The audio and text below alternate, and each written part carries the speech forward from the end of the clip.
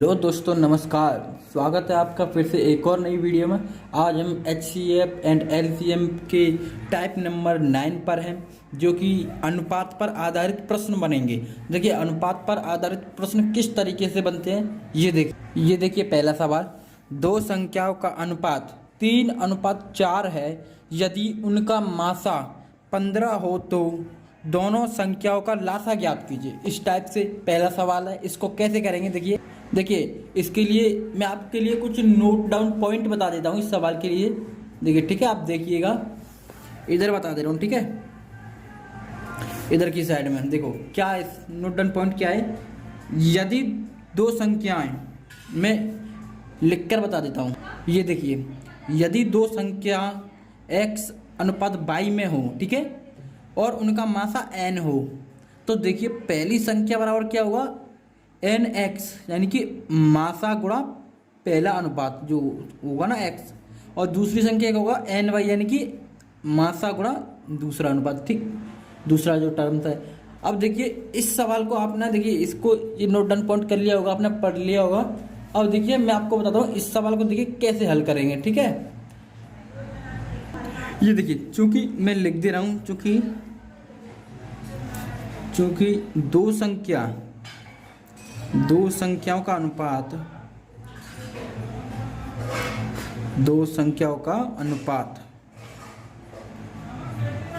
कितना दे रखा है हमारे पास, 3:4, ठीक है। ऊपर से देखो दे रखा है, और मासा उनका क्या दे रखा है, 15, और मासा बराबर क्या दे रखा है, 15।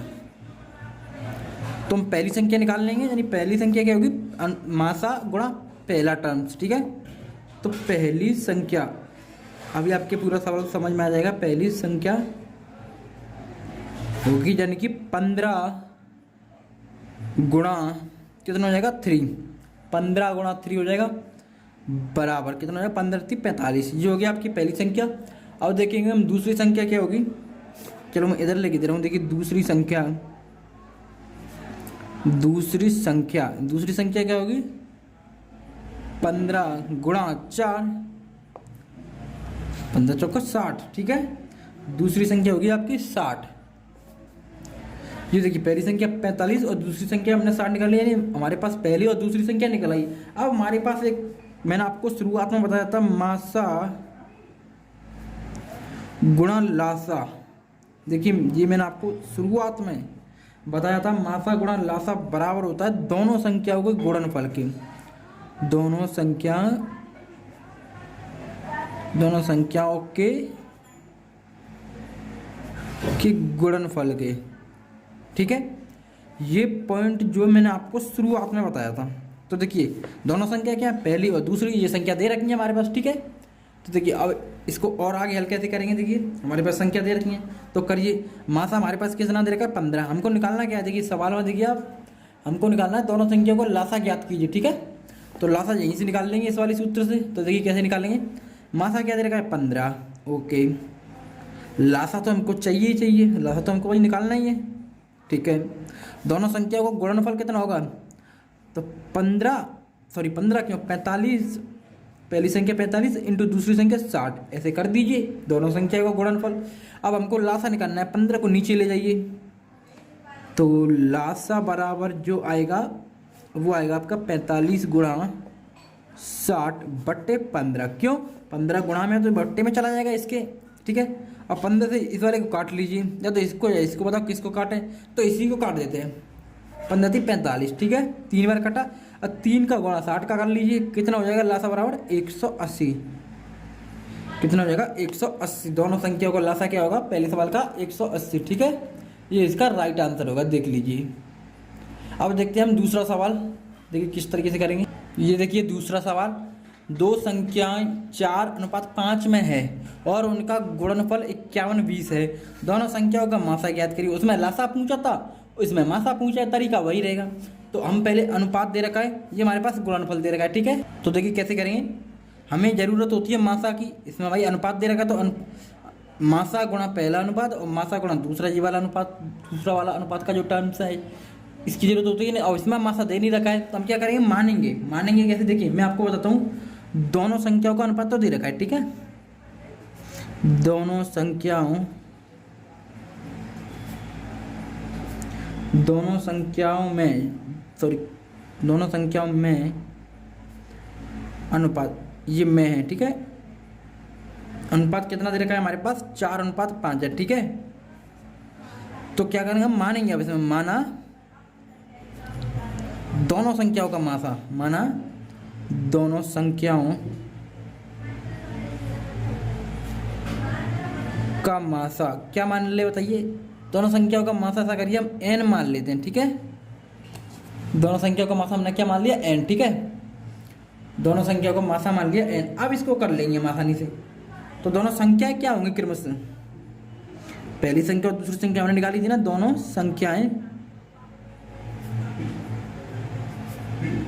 क्रमशः क्या होंगी, देखिए पहली संख्या क्या होगी, मासा गुणा पहला अनुपात यानी 4n, ठीक है।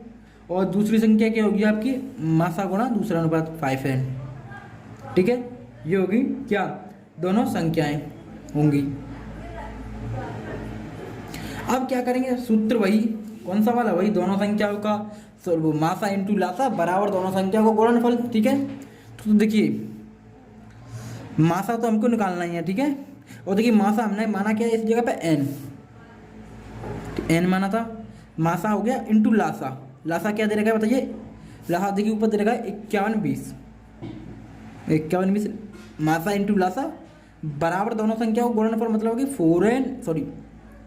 4n इंटू 5n, ठीक है। दोनों संख्या को गुणनफल कर दिया मैंने। अब देखिए करिए तो क्या हो जाएगा, इनको गुणा कर लीजिए, ये हो जाएगा आपका 5 चौक 20n² है ना, कितना हो जाएगा 20n²। तो देखिए n इसका गुणा करेंगे, जब आप इसका गुणा करेंगे ना, सॉरी देखिए मिस्टेक हो गया, इस वाले सूत्र से निकालना संभव नहीं होगा, ठीक है। मासा निकालेंगे तो हम इस वाले सूत्र से नहीं निकाल सकते, मासा इंटू लासा बराबर पहली संख्या इंटू दूसरी संख्या गुणनफल के बराबर, नहीं, इससे नहीं निकाल सकते, ठीक है।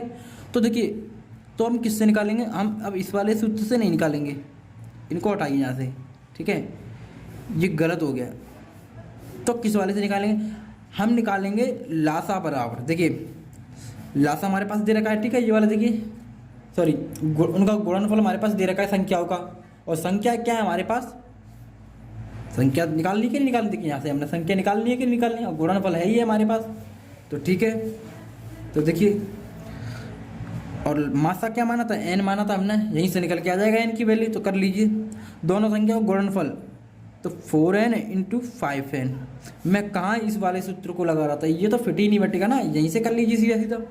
किसके बराबर है, 5120 के, क्यों, दोनों संख्याओं का गुणनफल के बराबर है, साफ दे रखा है इसमें। तो करिए गुणा, ये हो जाएगा आपका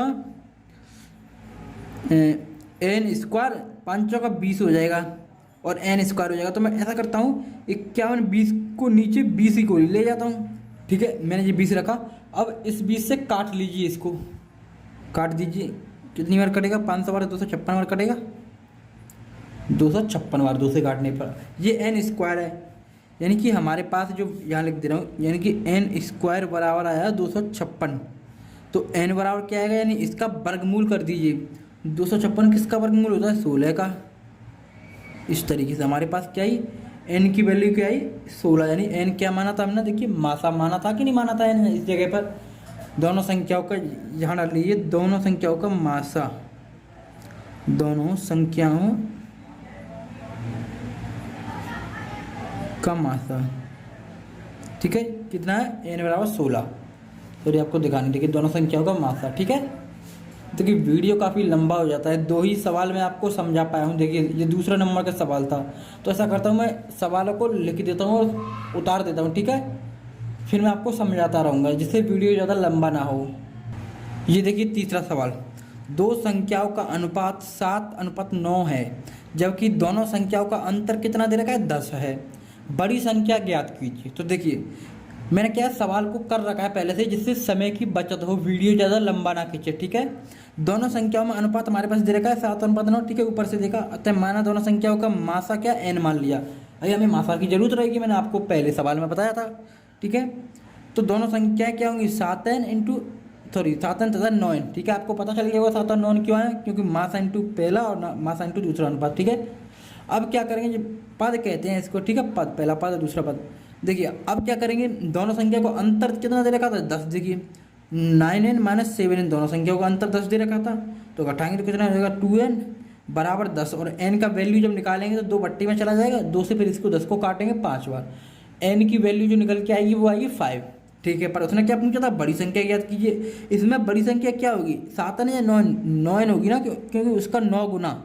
तो देखिए था बड़ी संख्या 9 इंटू एन की वैल्यू क्या निकली, 5 बराबर 45। तो हमारे पास जो बड़ी संख्या आएगी वो आएगी 45। ठीक, अब देखेंगे चौथा सवाल। ये देखिए चौथा सवाल, दो संख्याओं का योग दे रखा है 520। ठीक है, यदि दोनों संख्याओं में अनुपात 11:15 है, छोटी संख्या ज्ञात कीजिए। उसमें बड़ी संख्या पूछा था, अब इसमें छोटी संख्या पूछेगा, तरीका वही रहेगा। दोनों संख्याओं में अनुपात दे रखा है 11:15 है, माना दोनों संख्याओं का मासा n है। हमें मासा तो मानना ही पड़ेगा अगर नहीं दिया रखा होगा तो। अतः दोनों संख्याएं क्या होंगी, 11n इंटू 15n, यहाँ से निकाल लिया, ठीक है, होंगे। और अब देखेंगे इसके अनुसार, ठीक है, योग दे रखा है ना, तो 11n प्लस 15n का ही तो योग दे रखा है 520। ठीक है, जब इनको जोड़ेंगे तो 26n बराबर 520। जब n की वैल्यू निकालेंगे तो 26 का भाग दे देंगे 520 में, तो n बराबर आएगा 20। ठीक है, अब क्या करेंगे, छोटी वैल्यू क्या होगी, 11 इंटू एन तो 15, तो बड़ी वैल्यू निकल के आएगी 11 इंटू एन। छोटी संख्या क्या है, 11 इंटू 20, n की वैल्यू रखी इस जगह पर, क्या हो जाएगा 220। ये होगा हमारा राइट आंसर। तो देखिए अब HCF एंड LCM की एक 10 टाइप और रहेगी, 10वीं टाइप। ये मैंने आपको 9वीं टाइप बताई थी अनुपात पर आधारित, और 10वीं टाइप और रहेगी विविध प्रश्नावली, सॉरी विविध जो बोलते हैं ना, मासा की भाग विधि पर आधारित। ठीक है, मासा की भाग विधि पर आधारित प्रश्न रह गए हैं। तो इसको देखिए मैं क्या करूँगा, इसको कॉपी पे ना बताकर मैं आपको सीधा गणित में ही बता देता हूँ। ठीक है, ये देखिए 10 टाइप है मासा की भाग विधि पर आधारित प्रश्न। देखिए मैं कॉपी पे, इससे क्या है कि टाइम की बहुत बचत होगी आपके लिए। अब ये लास्ट एंड फाइनल टाइप है, फिर आपका दूसरा चैप्टर शुरू होगा, अनुपात और समानुपात शुरू होगा इसके बाद। ठीक है, तो देखिए ये 10 टाइप में क्या दे रखा, 10वीं टाइप में मासा की भाग विधि पर आधारित। भाग विधि क्या होती है, इस तरीके से मैंने आपको बताया हुआ था। देखिए इस तरीके से, तो पहले सवाल में क्या दे रखा, यदि 34,294 तथा 26,841 में किसी 3 अंकों की संख्या से भाग देने पर समान शेष बचता है, ठीक है, वह संख्या और शेष ज्ञात कीजिए। ठीक है, तो ऐसे सवाल को हम कैसे करेंगे, देखिए मैं आपको बताऊं, वह माना वह शेष x है। ठीक है, इसने मान लिया है वह शेष क्या है, x है। तब अविष्ट संख्या 34,294 से x घटाएंगे, तभी तो भाई, यानी जो वो संख्या है इसमें से हम घटा देंगे शेष को, तो वो संख्या निकल के आ जाएगी। फिर क्या किया है, 26,841 में से x घटा दिया, यानी शेष को घटा दिया है। मैंने आपको पहले भी जो सवाल कराए थे, शेष फल पर आधारित शेष को हम जोड़ते थे, घटाते थे, इसी तरीके से ये निकालेगा सवाल का आंसर। देखिए इनमें से शेष घटाया, इसमें से, और इसमें से शेष घटाया। अब वो संख्या क्या होगी, कोई एक अपवर्तक होगी, कौन किसका, जो 3 अंकों की संख्या होगी उसका एक अपवर्तक बन गई है ये वाली संख्या घटाने पर। देखिए यहाँ घटाएंगे, कोष्टक में बंद, फिर यहाँ घटाएंगे। ठीक है, दोनों संख्या को अंतर निकाल लिया है। ठीक है, का कोई एक अपवर्तक होगा, किसका अपवर्तक होगा, जो हम 3 अंकों की जो संख्या निकालेंगे। तो देखिए x से x प्लस माइनस का कट ही जाएगा, प्लस और माइनस का x कट जाएगा। अब इसमें से घटाएंगे इस वाली संख्या को, तो कितना आएगा बताइए, ये आएगा आपका 7453। ठीक है, का कोई एक अपवर्तक होगा। अब इसका अपवर्तक क्या करेंगे, इसको हम तोड़ लेंगे फैक्टरों में, 29 गुणा 257, 29 गुणा 257 में। ठीक है, कोई एक अपवर्तक। ठीक है, हमने क्या किया, 7453 को तोड़ लिया फैक्टरों में, 29 इंटू 257। अब क्या करेंगे, इनमें से या तो 29 का भाग देके देख लो किसी एक संख्या में, या अब 257 का भाग देके देख लो। तो इसने क्या किया है, 257 का भाग दिया है 26,841 में, तो 104 बार गया है, और शेषफल कितना बचा है, 113। शेषफल कितना बचा है, देखिए 113 शेषफल बचा है कि नहीं बचा है। अतः सॉरी, अब 34,294 या 26,841 में किसी एक में 257 से भाग देकर शेष ज्ञात कर सकते हैं। देखिए मैंने वही तरीका बताया जो कि मैं शेषफल पर आधारित प्रश्न कराए हुए हैं। ठीक है, मैंने आप उसमें बताया हुआ है। तो अविष्ट शेष क्या आएगा, 113। 3 अंकों की संख्या तो होगी आपकी 257, और 113 होगा आपका शेष। और देखिए दूसरा सवाल में क्या दे रखा है, 2 संख्याओं का भाग विधि से मासा ज्ञात करते समय भागफल क्रमशः 1, 8, 2 प्राप्त होते हैं। यदि अंतिम भाजक 105 हो तो दोनों संख्याएं ज्ञात करिए। तो क्या करेंगे इस सवाल में, देखिए माना दोनों संख्याएं क्रमशः क्या है, a और b है। ठीक है, इसने दोनों संख्याएं मान ली हैं, ओके। अंतिम भाजक c दे रखा है, तो भाजक कैसे निकालेंगे हम, अंतिम भाज्य दे रखा है c। ठीक है, तो भाजक इंटू भागफल प्लस शेषफल होता है कि नहीं होता है भाज्य बराबर, ठीक है।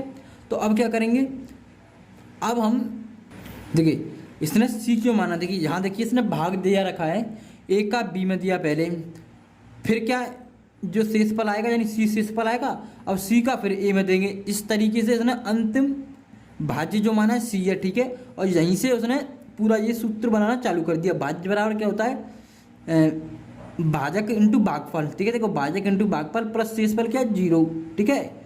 अब 105 आप बताइए 105 कहाँ से आया है, 105 आया है यहाँ से, इसने खुद बता रखा है। देखिए अंतिम भाजक क्या है 105 हो तो, ठीक है 105 हो तो इसी ने तभी इसने अंतिम भाजक क्या माना है, तभी इसने अंतिम भाजक माना है 105, ठीक है।